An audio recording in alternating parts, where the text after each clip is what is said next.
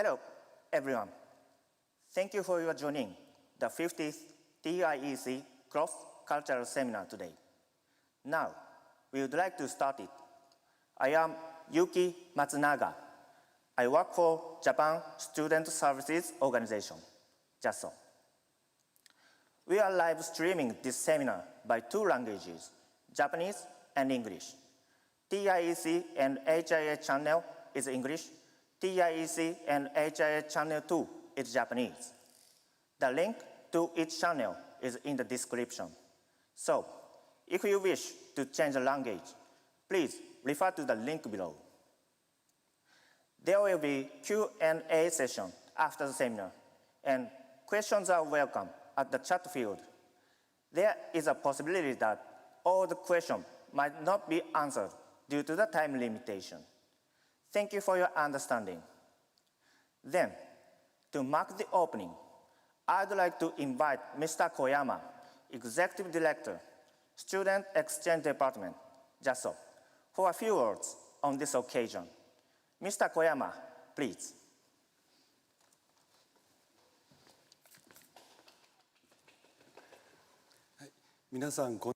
Hello, everyone. My name is Koyama, Executive Director of Student Exchange Department of JASO.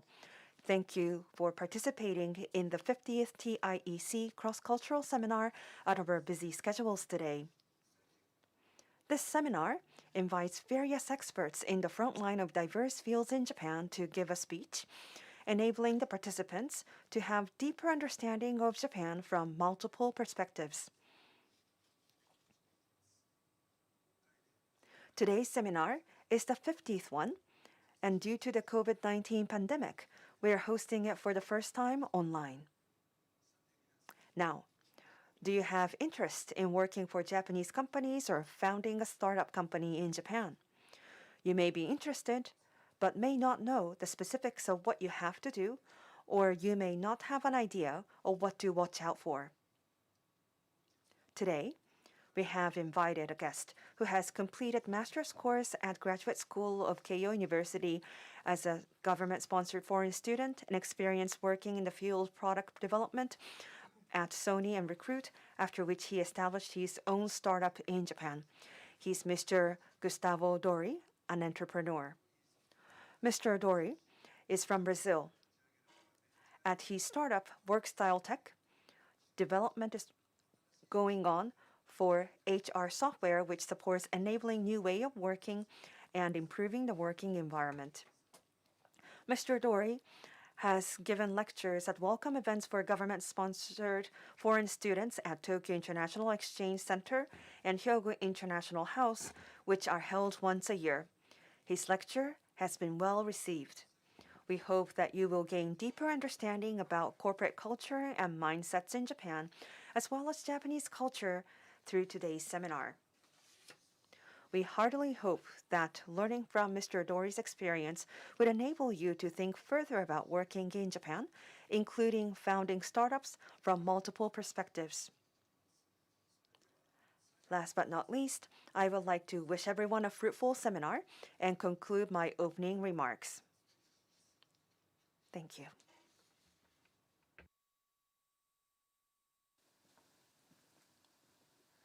Thank you, Mr. Koyama. As Mr. Koyama has introduced, we invited Mr. Gustavo Dore, CEO, Workstyle Tech CEO, Ltd. Mr. Dore has taken a special time for this event from his busy schedule. From now on, Mr. Dore will give a lecture on the theme of working and starting a business in Japan. Mr. Dore, please.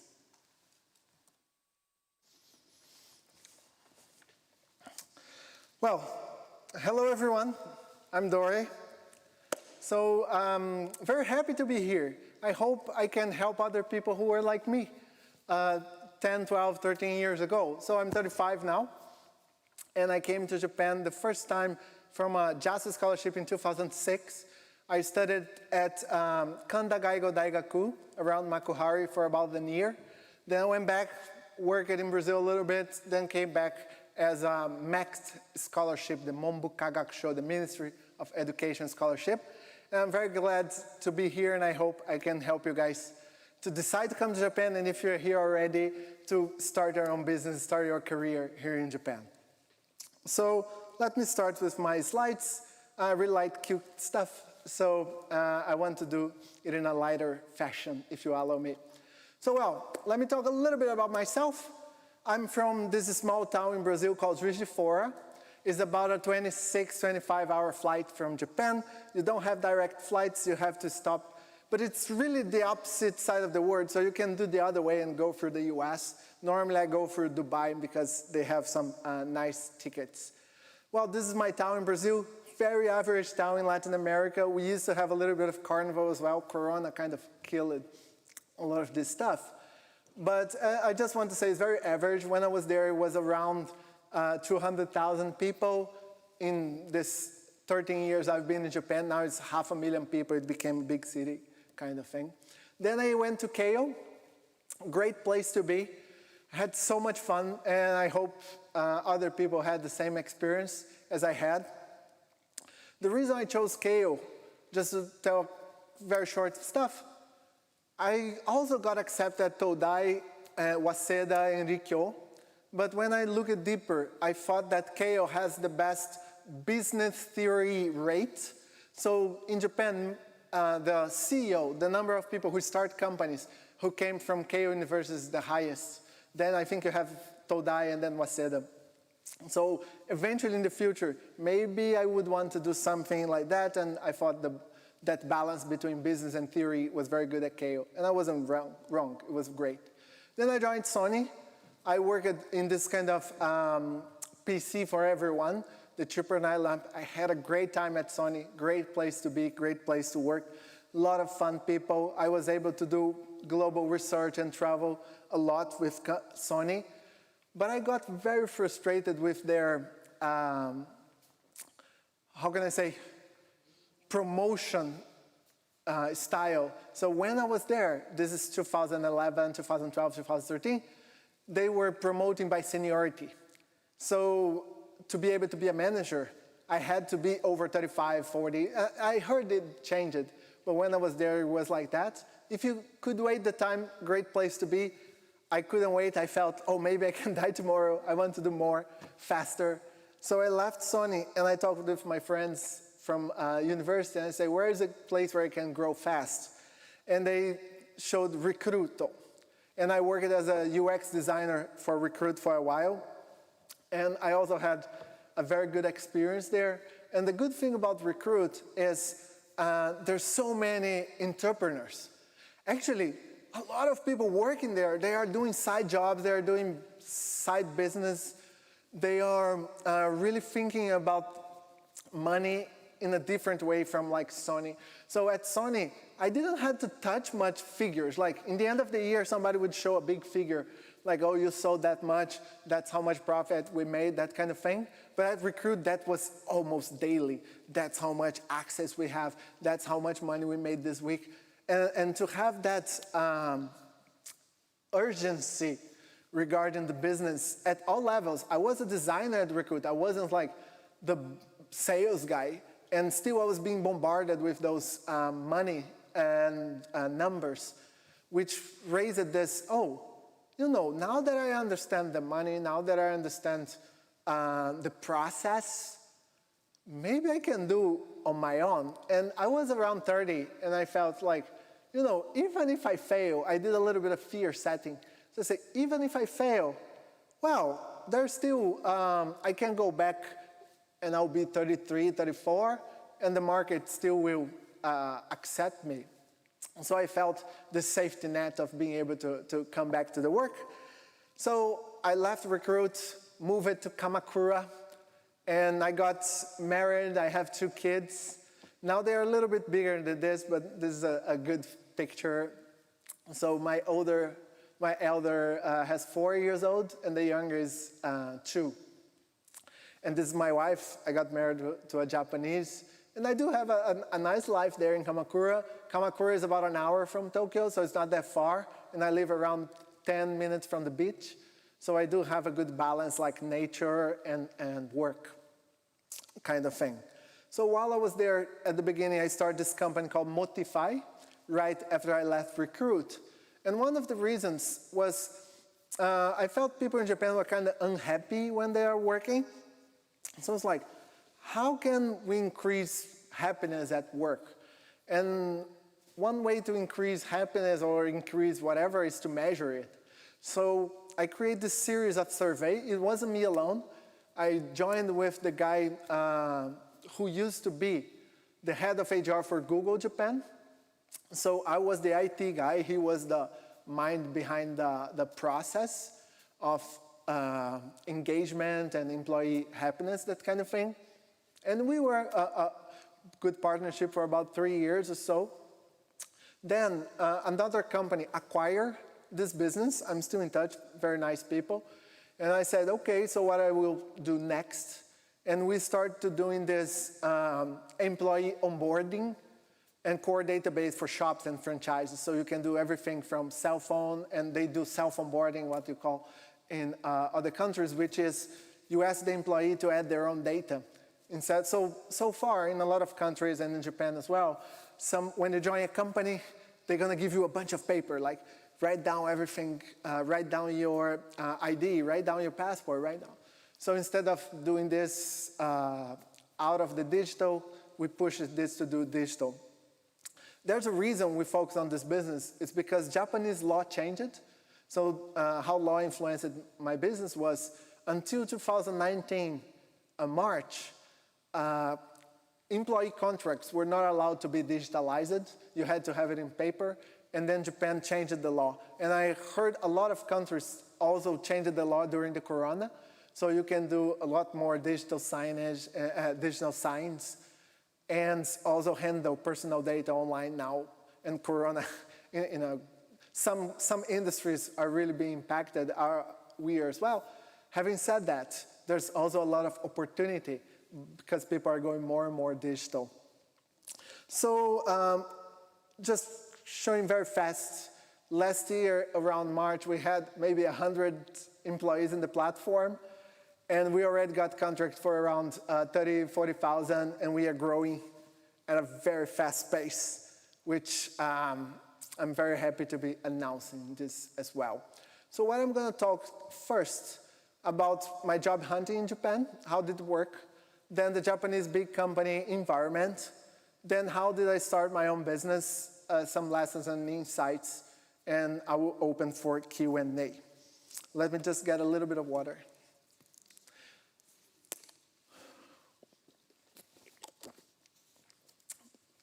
Okay, is this translation okay? I'm talking in a good pace, so I hope everything's fine. Let's go. About my job hunting in Japan. Well, this is how most of job hunters in Japan used it to be. It got way better, but still you have those big events.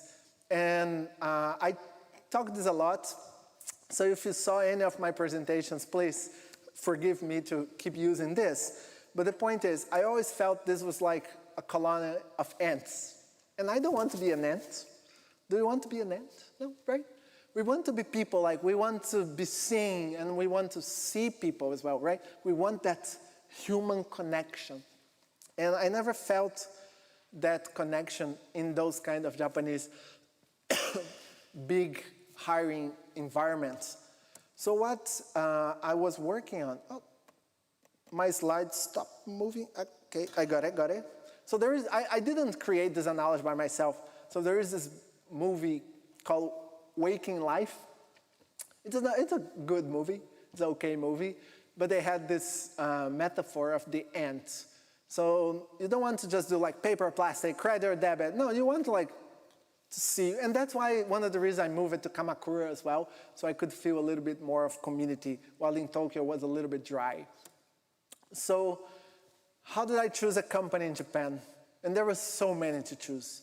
Just in these pictures.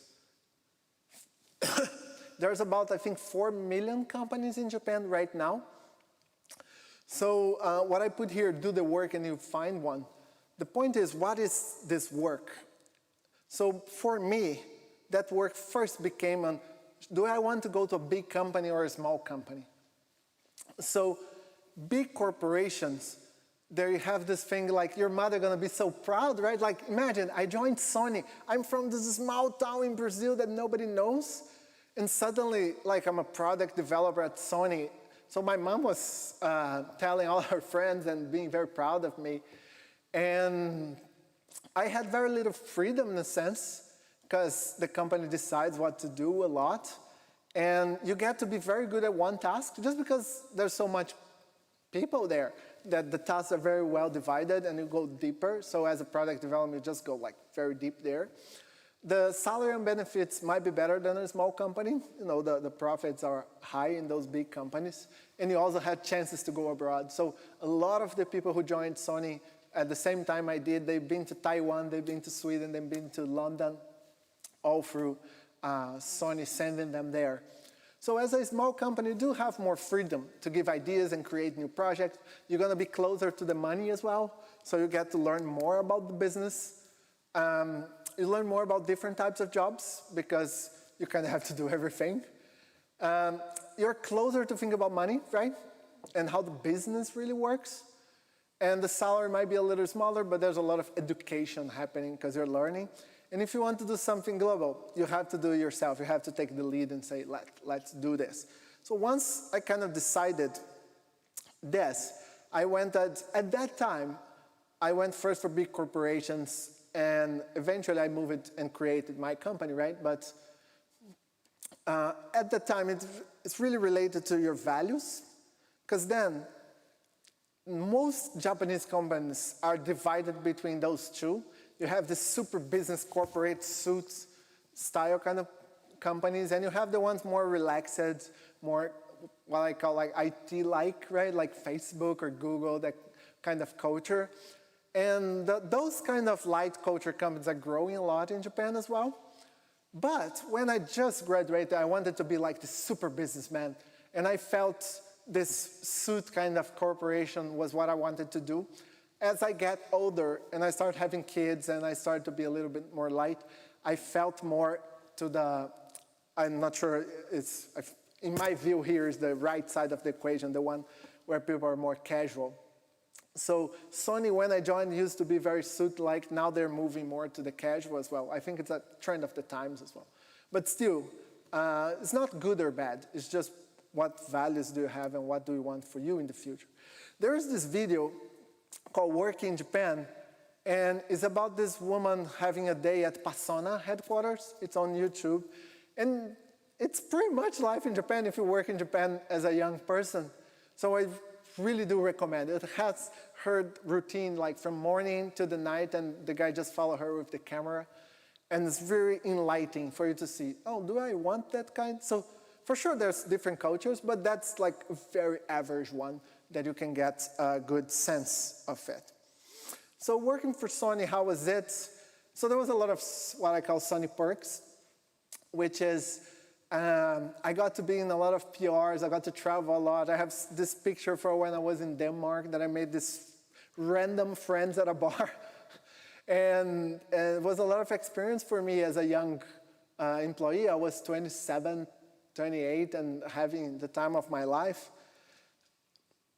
Sony works, at the time I was working with this kind of luxury business model. So you have this very high-end products, and then people inspire. So we were like pushed to do products that people will inspire to have, and you have this like 4K TV, super beautiful. You have very high-end cameras, right? And then not everybody can buy those stuff. So little by little, you do have some mass series that actually the bulk of sales is going to be on those. But people still want to aim for the higher stuff. So that was more or less the business model, and you worked that at a very high level. And why did I left Sony? Because the promotion base was seniority base, and I didn't want to wait. And that's the only reason. Like, there's no more complex to it. Some of my friends who waited, they are great now. They're like Jigyo Bucho, like they're bosses there. And I'm super happy for them. But it wasn't the life I wanted to have. So then I was like, okay, I'm going to move from Sony. What should I do next? And what I did was I made my LinkedIn clean, like everything. I put it all the info there. Even my master dissertation is there on my LinkedIn. All the documents they ask, all the fields, I made this beautiful LinkedIn profile. And in 2-3 days, a lot of headhunters start coming, asking if they could put me in some, place me in some company. So what I want to say is there's a lot of agents around there. And these are some of the agent services. But the agents, and eventually I got an agent as well to help me, but there's a big warning here is they might look and feel like your friend because they're meeting you and trying to talk to you and trying to learn about you, but they have their client interest at heart. So you're not the client, you are the product. So just be aware of that because you need to see who you're going to trust. Sometimes when I talk with some frustrated foreigners, they say, oh, the agent really pushed me into this company and I hated it. And it doesn't match my lifestyle and stuff. And I say, yeah, he probably sold you to the highest bidder. And that's very common in a sense. So don't blame him, but blame yourself for being a little bit naive in that. So try to learn from that I'm talking right now. So meet maybe 3 or 4 agents. Try to see who you trust more before going with them. Then I chose Recruit to go in. Recruit was a way better experience than I imagined. I was working in Jalan with new product development. And Recruit people were so inspired to keep learning, always improve their skill. There was no accommodation, let's do the new, let's do the new. And even if you don't do anything, you still got your salary, but that was not the mindset. Because that sometimes I saw at Sony and frustrated me. You get an old guy watching YouTube videos and nobody does anything and he doesn't do anything, but he's there for a while and he didn't get promoted. He's frustrated and just there in the company. But Recruit didn't have that, which was great. So Recruit work is this ribbon zoo. It's like the ribbon. And the business model is you have customer and client, and it's matching platforms. So matching hotels with people who want to sleep in hotels, matching people who want to buy used cars with, so it's basically this, with people who want to sell those used cars. So it's basically this big database of companies who they approach the customer. So now Recruit has way more than this, but this is kind of the core business model they have. So now I'm going to go to the second part of my presentation, which is starting a company without a team, connections, experience, and money. So what I want to say is I came to Japan really fresh and alone, and most of you guys are going to come here this way as well. I didn't even speak the language right. And little by little, I learned the language and I learned the customs and stuff, but I want to go a little bit through my experience on that. And I didn't know that at the time, but eventually, they have this framework in Japan called Hitomo no Kane, like people, product, money. So I'm going to go a little bit of that strategy and how I did that in Japan. So the first thing is people, because you might be the smartest guy in the world, but you do need people to do something together. So there was this book it's called Never Eat Alone, and basically you need to meet people a lot. And lunchtime is just a good place to meet people. I know with this corona it became way harder, but even now I do have some time for 30 minutes or 15 minute Zoom calls, sometimes just a call with the person allows me. So what I used to do and I still do is make a list of people who I think match my way of thinking that I should meet. Maybe I saw YouTube of them, maybe I saw a blog they wrote, maybe I met them at the previous company or in the company I am right now.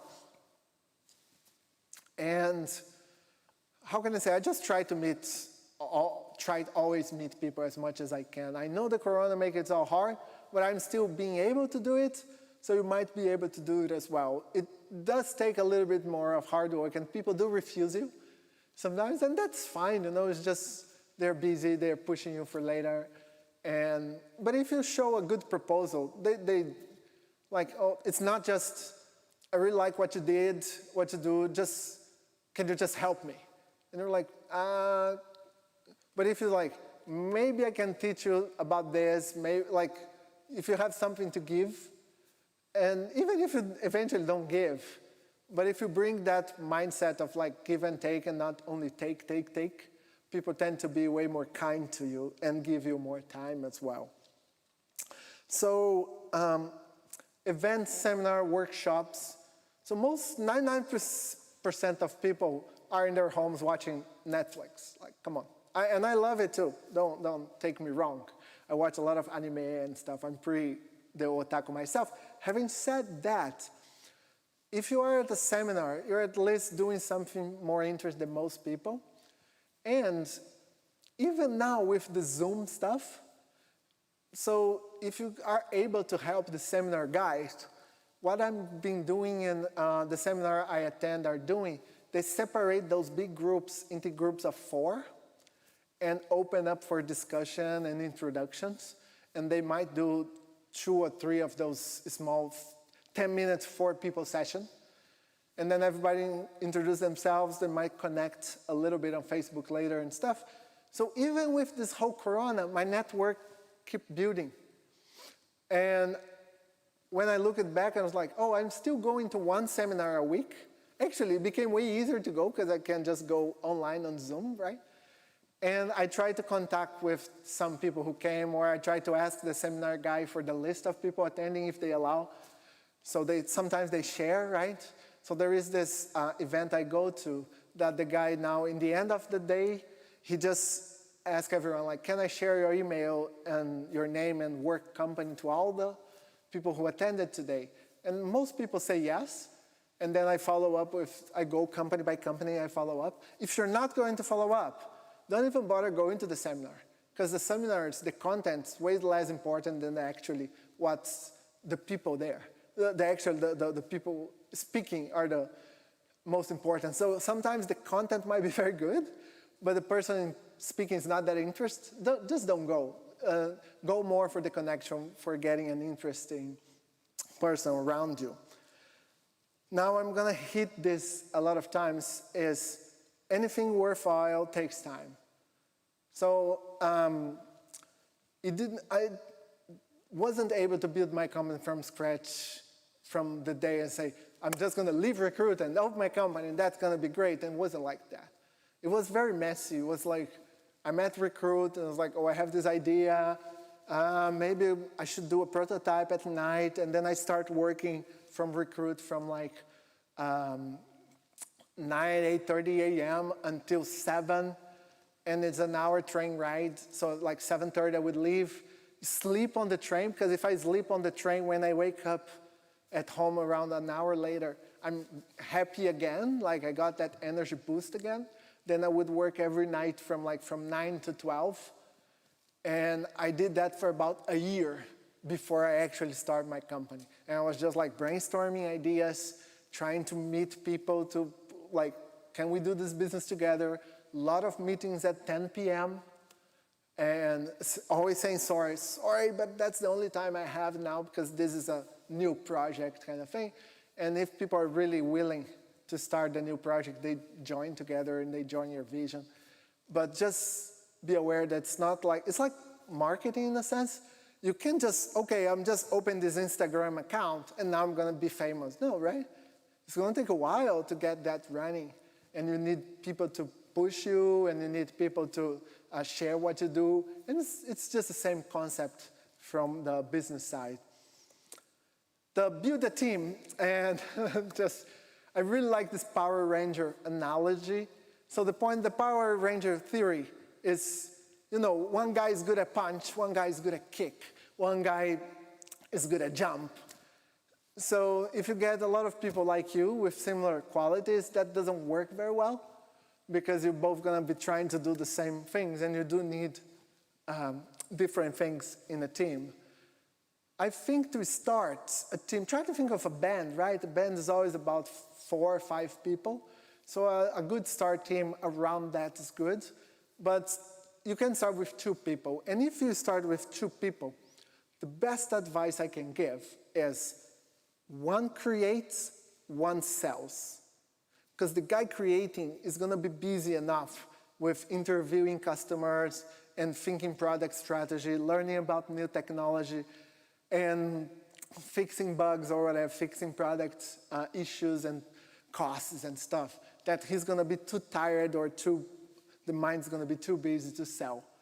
And then the person selling, if we start taking money from people, be there as much as you can, right?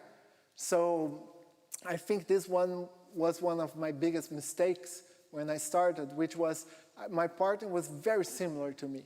So we both fought product, and nobody was selling.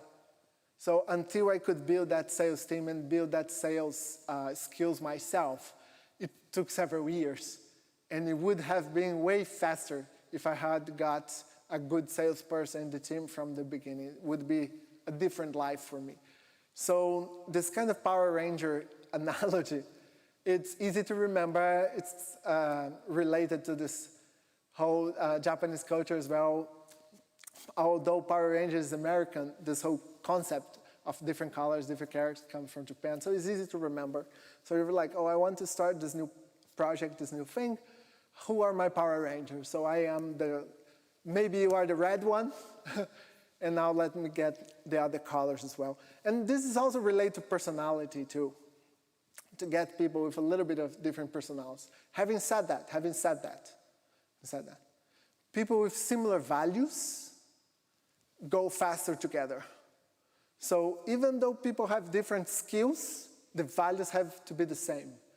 So if they have different values, it's going to be a very slow team because people are going to fight for things unrelated to the business, and that's going to create some friction, unnecessary friction there that you don't want.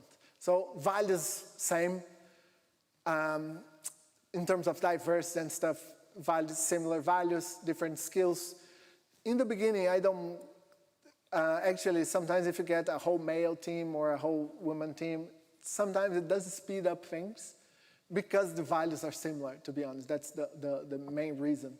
In my team now is very half-half. I have half women, half men, half foreigner, half Japanese. And it's not on purpose. It kind of happened that way. But now I was like, okay, I try to balance, keep that balance on because we get input from everywhere. And then about the product, I'll go back to there, values. So if you have different values from the start, find a new team. Really, and value on, so for example, there was this guy that I hired once, that he was the fastest fire in my company, which was, he didn't believe women should work. It's like, how did I hire this guy who he believed a woman should be housewives? And I was like, no, it conflicts too much with my own values. If the woman wants to be a housewife, that's fine. But if the man kind of imposes it, I don't find that fine. So it's just a value thing. It's not good or bad and stuff. It's just how I see the world. So having people that think that different about some important issues around actually slow down. So values. So write down on paper. What are my values? I want to help people achieve their dreams. I want happiness at work. I want growth, nurture, that kind of thing, right? And then I bring this to discussion, the team, and that my first team was very keen on this, and this still permeates the company up to today. So now it's way better to hire for value and say, oh, this is what we want to do. We want to change how people work. We want to bring this to the world, and instead of just hiring, I'm just going to hire a sales guy kind of thing. And the next thing I'm going to talk is create, test, remake. So create a lot of prototypes and test with the users. Even Facebook does it. I was reading the Elon Musk biography this week, so it's very fresh in my mind. But his design team did around 50 prototypes of the door knob. You understand? Such a small thing, and they did 50 prototypes. Why won't you? Are you as good as them? No, you are not a company yet, right? So if they're doing 50 prototypes, you should do 100. Just try to keep up with their skills. So just get as much feedback. That's why it took me maybe a year to get to the product there. So anything worthwhile takes time, because I had those ideas, and if I just I'm gonna do the perfect product before release, that never works. It's product, prototype, user feedback, product, prototype, user feedback. Releasing beta. So a lot of people actually, they are, especially for IT products, they kind of allow you to not be perfect. If you promise them the future, I'm gonna keep improving on this. So don't worry so much to have the perfect product. And I think that was one of the biggest lessons I got at Recruit. So when I moved from Sony, Sony wants the perfect product because you're doing hardware, right? So if I got a camera who is malfunctioning, this is gonna hit my PR team, this is gonna, the customer is gonna be very unhappy and gonna go there and buy a Samsung, right? So you need to get at least thinking working very well. But on software, you're allowed to, because you're able to fix while running it. So at Recruit, people would tell me, release with 70%. Because the rule of work is normally, it's gonna take you a certain amount of time. Maybe I'll put, it's gonna take you 3 months to get from 0 to 70%. And then it's gonna take the same amount of time to get from 70 to 100. So if you release with the 70% and you start getting feedback from people, you can do that 7 to 100 way better. And maybe you never get to 100, and that's fine. You know, people do understand that. So you just keep improving, keep improving. So there is a famous phrase in the IT world, which is, if you're not embarrassed by the first version of your product, you're launching too late. And that's not my phrase, it's from the LinkedIn founder, Reid Hoffman, that I really appreciate. He has the best podcast in business called Masters of Scale. I love it. And for IT, this works. It doesn't work for products, like for physical products. So please understand the dynamics are a little bit different, but I had this experience with IT products. So about the money. So remember all the people that you met at those events? So you had coffee with, you had Zoom with them, they became your friends online. Well, now you're like, you know, I have the startup running and I need more money to be able to hire people to do marketing. And you start contacting them. And so you need to increase that network. For you to have an idea, now I actually had to delete people. I got to 5,000 people on Facebook, right? And so, because I do work very hard on that, and now LinkedIn also growing. In Japan, LinkedIn not that strong, so Facebook becomes strong. Twitter is very strong here as well, Line. So just keep building and keep a little bit of track what they're doing, comment, keep the conversation going, because that's what you're gonna bring later. Even if they don't have the money, they might introduce you to somebody that has.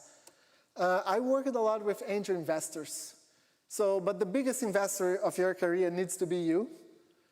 So I invested a lot of, all my savings are in my company, so if I fail, it's a really big fail. I don't recommend that for everyone. Very stressful. My wife was very stressful for a while. I think she forgot about it. But then you get money from people, but make it an official contract. It's not, remember, this is not a low one. The investor is a partner. They can lose money too, so make them aware that they can lose money. And people in the same field might be willing to invest. So I'm on the HR field, so some people who understand HR, who do HR consulting and stuff, they were also willing to invest a little bit as angel investors in my company. Then VCs and corporate investors. So VCs normally they give you money and advice with certain freedom. Corporate investors, which I'm dealing now, will bring money, advice, and sometimes part of their workforce, they will help sell for you as well. But there's a catch. You might have to follow their direction of the company, because if they become your main sales channel, they start to have a lot of power on what you have to build on the product as well. And that's a trade-off that you might be willing to do or not, depending on your product vision and growth strategy.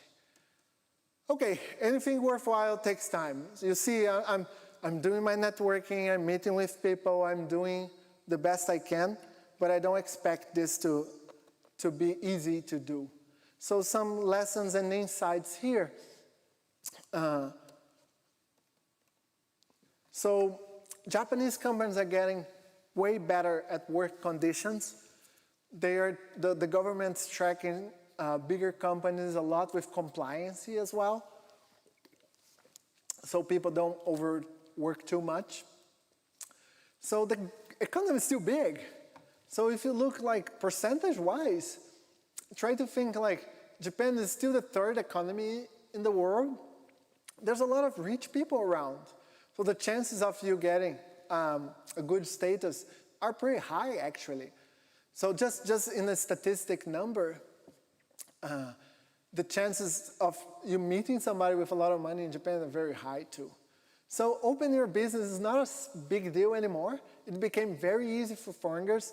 The Japanese government changed the law recently to reduce the barriers for foreigners to apply for the entrepreneurship visa. So even if you just want to come here to start a business, in the past, it used to be you had to bring $50,000 to a Japanese bank account. I didn't have that much when I started because I was putting the money in the business.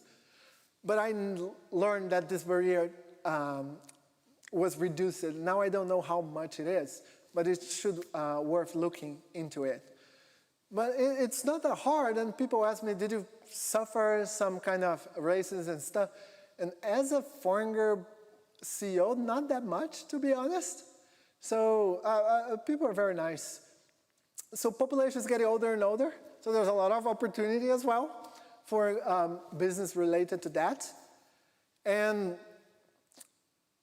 being a foreigner will not bring you much disadvantage. I think the only disadvantage you get as being a foreigner is the networking. Because sometimes people get funding or they have their high school friends that help them in the business. And all the network you have, it's kind of short-lived. So it's not about being a foreigner, but how much you can make friends, close friends in the short amount of time. The bilingual talent is kind of scarce, so if you speak Japanese, so focus on this. If you have one lesson to learn from today, it's Japanese, Japanese, Japanese. Speak Japanese, and Japan really opens to you for business or for working here. I think that's all I had to say today, and I will open some time for the Q&A. Is that okay? So let me look here for some questions. This is my first time doing YouTube live here. It feels kind of cool. So why are startup companies looking out to stretch and develop countries where there's a great demand? Not looking out. Okay. So the point is, it's not they are not looking out to stretch there, is the Japanese, they're not trained to think global. And that's a problem with the education systems, like focus on Japan. Japan is big enough to make the money run. So a lot of companies in Japan, before they do IPO, they say, whoa, we're gonna do this global strategy and stuff. And from my point of view, being here for a while, it's just the lack of global people inside their companies. It's just very hard to hire somebody who speaks Japanese, English, and business skills. It's just those three things. It sounds simple, super hard for the Japanese companies to find that talent. Because once they find that talent, they want to go abroad. So the ones who are finding that talent, like Sony, Toshiba, Panasonic, and stuff, they are doing the things abroad, right? But the startups, they are not able to find those talent in the market. So if you speak Japanese, come here and do that. It's a very good business chance for you. Okay, what's the process between change between Sony and Recruit? I think the company culture was, I had a clash of Sony being very perfectionist. So I was trying to do everything very perfectionist at Recruit as well. And for the first year there, I had very strong clashes with the rest of the team until I understood, like I sat down with some senior people there and I said, I don't know what I'm doing wrong. Please teach me. And they said, you're just trying too hard. Like, people are way more forgiving if you can release in beta and do it fast. But I had that Sony perfectionist kind of mindset, and that kind of slowed my growth at Recruit for a while. But then once I got the pace, everything was fine. So did you have any extra certification related to your job description before you joined Sony Recruit? No. But I think the biggest thing was everything I was doing during the university. I was doing a lot of side projects or real projects and like physical stuff on design. So, you know, when you graduate, everyone's kind of level up because everybody has the same degree. And nobody actually looks at your scores unless you are doing for a field like chemistry or that kind of very high level. But in general, marketing, business, humanities, or a little bit of social science and stuff, nobody's gonna look at your score. So they're gonna look at your resume and say, oh, okay, this guy graduated. What else did he do with his time? Did he took a year abroad? Great. Did he volunteer at some NPO? Great. You know, like the certifications matter less than this kind of proactive did he just watch it Netflix a lot? You know, doesn't count, right? So how you make that time count? How can you work things outside of university? Or even within the university with outside companies and stuff. So I was very lucky that Keio helped me work with the Singapore government. We had a project with Sony, so I could put those, we did a project with Sony, so like this university private company partnership that worked very well in my resume. Let me see, how difficult was financially when you started the company? Very difficult, because I got to my wife and I say, we're probably gonna be without a salary for about a year and just burning through our economies. And this didn't make her happy. To be honest, it took, I think, the hardest part of opening a company in Japan was to convince my wife that this was what I wanted to do and help her to support me. I win over her for just pushing through a year, right? And there was time that but when you throw yourself, when you jump, so there is this metaphor, it's not mine, it's from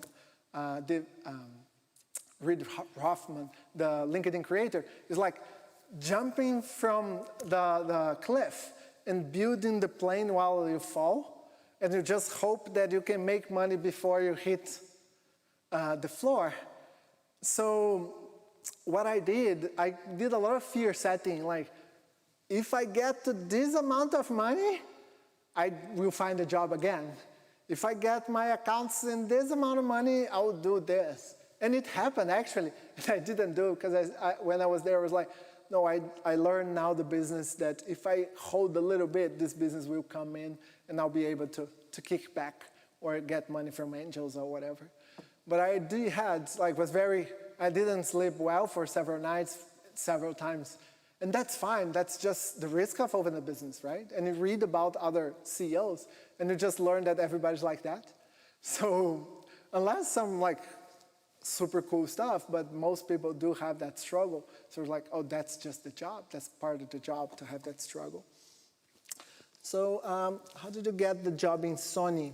So the job at Sony came through my teacher.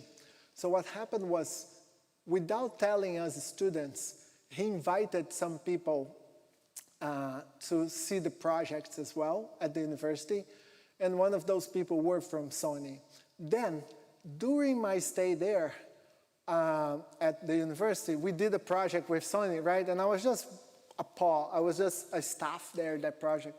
But what happened was, the guy from that project reminded of me, and then when he talked inside the company, somebody else also had seen my project. So they called my teacher and said, is he looking for a job right now?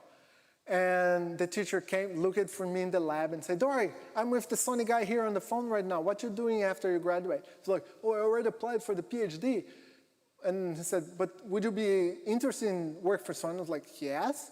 So he said, when is the interview? And he said, oh, the interview was, the deadline was yesterday, but we will open an exception for you if you come tomorrow 9 a.m. And for sure, 9 a.m. the next day, I'm there in suits and say, oh, yoroshiku onegaishimasu, kind of thing. And so in a way, I got lucky, but it wasn't lucky. I worked myself very hard during the university. And by doing projects with partners outside the company, I was able to make those connections, and I was able to smoothly join Sony as well. So do things outside of the university with private, if possible, with some company that you might be interested to work later. It does work that way. So how much the tax charted here? How do I handle tax-related problems? To be honest, I try not to think too much about it in the way that I'll think about it when I made more than $1 million a year. Because the rest, you know, for sure, I think it takes maybe 25% of my whole earnings. But if I just earn more, I just won't have that problem. So just trying to earn as much as possible so I don't have to care that, the tax is going to be so big that I will not be able to make a living. So that's just thinking reverse, thinking small. Just think big, like, okay, how can I make as much money that tax is not a problem? Let's see, and once you start thinking that way, opportunities to make more money start to show up. And I don't care really. Okay, how do you find out about the seminars you attended to network? A lot of was on, literally, I just searched like startup seminars on Google, like Japan, starting company in Japan, and starting the Japanese community, that kind of seminar. I literally just Google stuff, and a lot of stuff showed up. A lot of venture companies organized the seminars. Other people like me, like foreign CEOs, they also organize seminars. And a lot of things, I'm a designer by profession. So go into a lot of like UX design seminars, how to make a good web page design for Japanese market. I was just typing in Google and then just trying to go in as much events as possible. Eventually, I got to a point where I just subscribed to so many communities on Facebook, Twitter, like whatever, and now it shows up on my timeline, and I just go, okay, sounds good, not good, so it shows up on my email as well, because those people, they want to gather people for the events, right? So as long as you subscribe to the newsletter and stuff, and I subscribe to a lot of stuff, so now I get all this information coming instead of me searching for it. But I still search because I still want to do new stuff, right? Oh, I just got a new one here. I worked 2 years at a Japanese company abroad as a JP translator, entrepreneur, and I'll finish my master course here in intercultural studies after a year. What would be the best choice for a job here? It depends on what you want to do later. Do you want to still doing interpretation, translation job? Do you want to do more marketing? Do you want to learn? So Japanese has this beautiful and hard at the same time for some people, which is if you're just out of university, they're going to hire you without caring about your skills, and they're going to train you on the job for most jobs. So even if you never had marketing background, and you join a Japanese bigger company and you say, I want to work in market, but I don't have the background. They're going to train you, they're going to put you under some marketing guy for a few years so you learn everything you can from them. So it's really more on what kind of job do you want to do and which company excels at that. So I wanted to do IT, right, when I was at Sony. And I said, you know, Recruit does software better than Sony does software. So I will move to Recruit so I learn more about software. And even though I was doing hardware at Sony, a little bit of software I was touching because it's related to software, to hardware as well. At Recruit, when I came there, it was like punch in the face because I wasn't that great in software. But they were kind enough to hold me and to teach me and to put me under someone's wing to learn. So what would be the best choice? Depends on what you want to do, right? Not sure if that's a good, fulfilling answer for you. But just remember that having the Japanese is a great skill to have. Thank you very much for sharing. How do one know he's qualified to be an entrepreneur? When will be the best time for one to start his own business? So, I look at a lot on like personality tests and stuff, to be honest, because I was very unsure as well. And when I look at all of that, it said that I should not be an entrepreneur because of my risk-taking. It wasn't that high. I worry a lot. I'm not that tough boss. Now I'm becoming a little bit more, but I'm not that fast in decision making. Now I'm getting a little bit better. But the point was just willing to do it kind of overcame a lot of the other things. I was like, no, I'm just going to do it. And I'm just going to learn on the way. And it's not being very fast. You see, I'm with this company for 5 years now, and I haven't IPO'd that. Although I did have a little bit of an M&A and a buyout, but it's still very far from the place I wanted to be. So it's taking more time than maybe if I had the talent. And then you meet some other CEOs like, this guy might be more talented than I am, so I just have to work harder to get there and learn from them and learn from their things. And what's the timing is actually, there's no better time than now. And if you have the energy to start doing it at night or in the morning before waking up, I wake up at 5 because my kid's gonna be up at 7, so I still have that window. I like to sleep early too because I wake up at 5, right? But it's just energy management, so you can always be with high energy to do whatever you want to do. I think I answered most of the questions here. So one thing that I would recommend, just a final, it might make sense to work maybe if you're just fresh out of university. It might make sense to take the route I took of working 2-3 years at a Japanese company just to make the networking so you can meet very skilled people to build a team. While if I'm going to open right fresh from university, do it from the first year of university so you have the lead time of being beta there and until you release. But if you I never thought about opening a company, I'm not joining any company, I'm just going to do my business, it's fine. It's just going to be way harder because of the networking. But I do know successful people who did it, and they were very successful, but they had a very hard time as well. So I hope I talked a lot today. I hope I could clear most of the questions.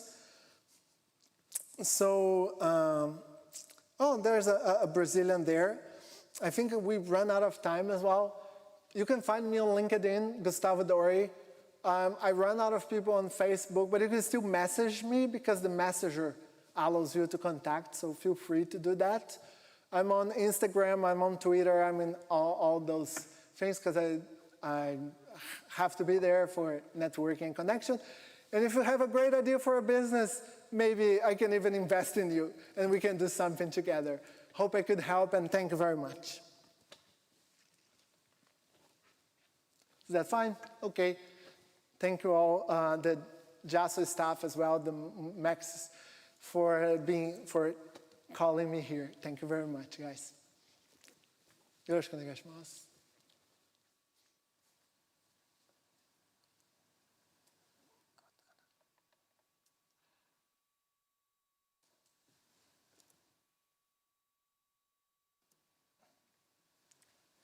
Thank you very much, Mr. Dore. We'd like to express our deepest appreciation to Mr. Dore. And thank you for your watching today's event. If you like our event, please give us a like. We are very happy if you subscribe to our channel. We are looking forward to your participation at our future events. Thank you. Bye now.